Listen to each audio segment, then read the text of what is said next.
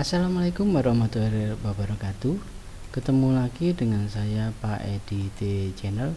Kali ini saya akan kembali menerangkan tentang bab 2 prakarya dan kewirausahaan, khususnya di tahap 2 yaitu ide dan peluang usaha produk grafika untuk kelas 10 semester 2 tingkat SMA atau MA.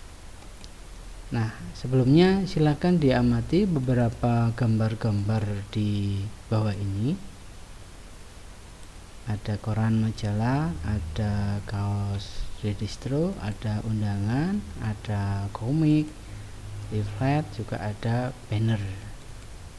Nah, kali ini hal-hal apa saja yang akan kita pelajari? Di antaranya adalah 1. Apa pengertian produk grafika? 2. Sebutkan contoh-contoh hasil produk grafika. 3. Apa tujuan produk grafika?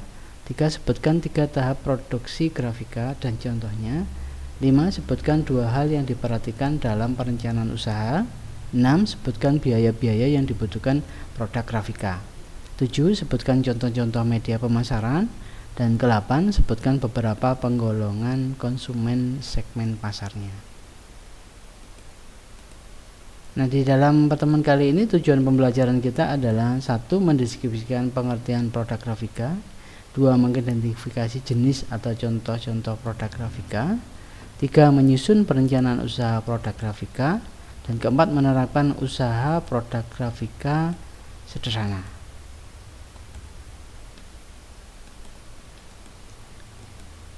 Nah, yang pertama adalah pengertian dari produk grafika itu sendiri ya. Jadi kita harus tahu apa itu produk grafika. Kalau pengertian dari grafika adalah suatu teknik atau cara menyampaikan pesan atau gagasan, informasi, pikiran, dan kesan, perasaan melalui penggandaan atau diperbanyak gitu ya, dengan cara dicetak disajikan kepada orang. Nah, sedangkan pengertian usaha produk grafika adalah usaha produk grafika itu adalah sebuah usaha yang dilakukan dengan cara memberikan jasa atau kemampuan kita di bidang desain grafik. Dan ini di bidang percetakan, di bidang untuk mencetak, untuk mengerjakan atau memperbanyak, itu adalah usaha produk grafika. Yang berikutnya, kita harus tahu contoh-contoh hasil dari produk grafika. Nah, ini yang kedua, sebutkan contoh-contoh produk grafika.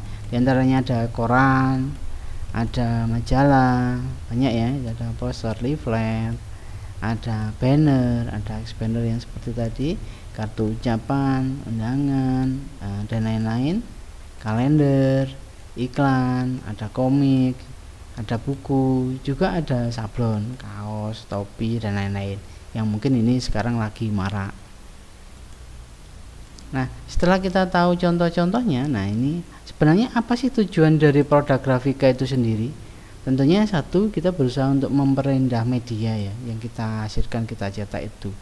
Yang B, sebagai media penyampaian pesan biar tersampaikan, bahwa itu akan memuat sebuah tulisan atau gambar, itu kan memberikan informasi, menyampaikan pesan gitu ya.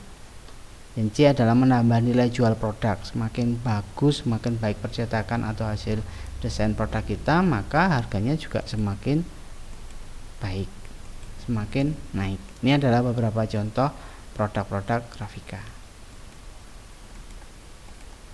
Nah, yang berikutnya adalah B, produksi grafika. Di tahap ini, ini ada 3 tahap nanti. Yang pertama ada tahap pracetak.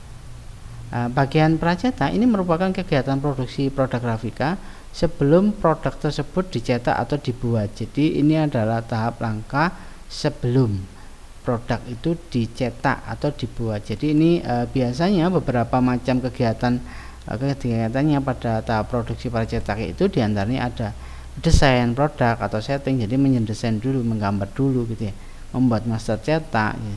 Dan yang ketiga adalah pemilihan bahan-bahan yang akan dipakai untuk membuat produk tersebut.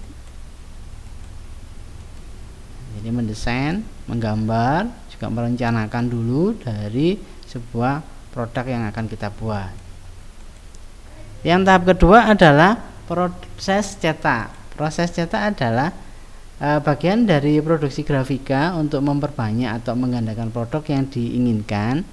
Nah, pada proses ini, proses cetak bisa menggunakan mesin cetak atau offset atau alat sablon. Ini adalah beberapa gambar contohnya percetakan. Nah, ini yang sebelah kanan adalah gambar sablon dan hasil sablonnya. Dan yang tahap ketiga adalah pasca cetak atau finishing.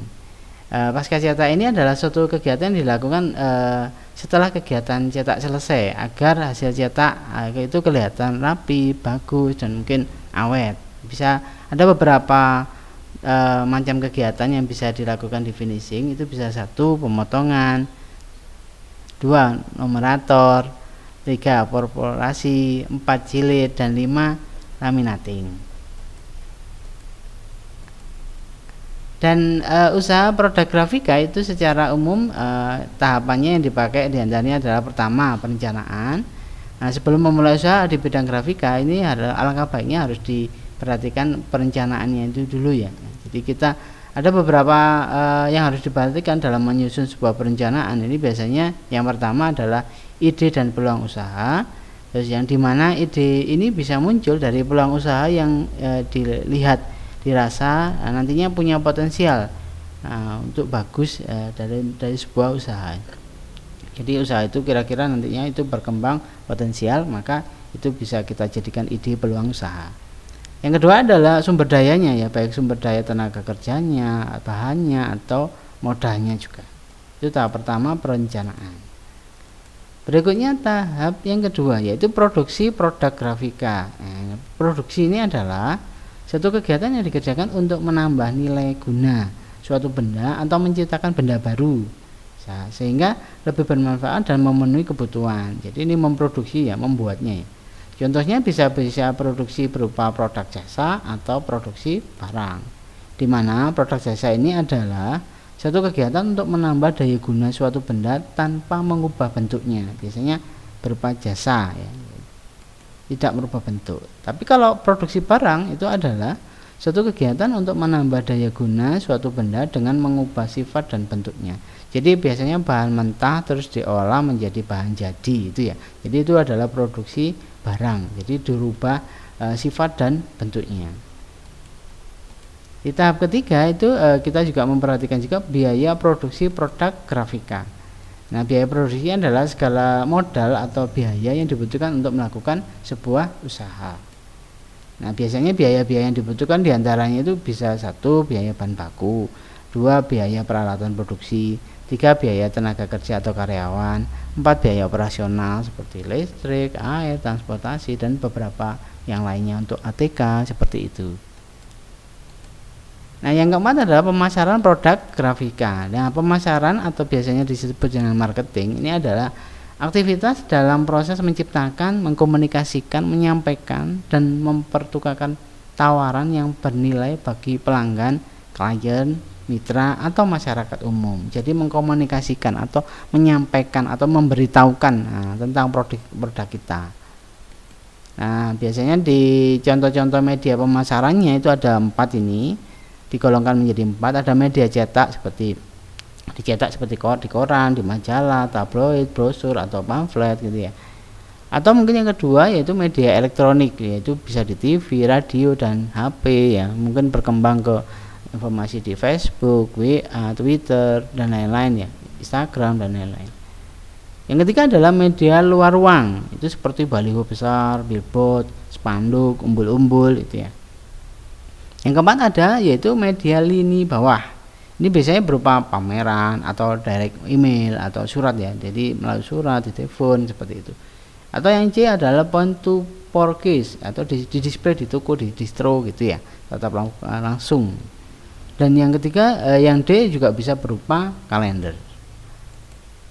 Nah, untuk mengetahui pangsa pasar produk kita, ya, itu alangkah baiknya jika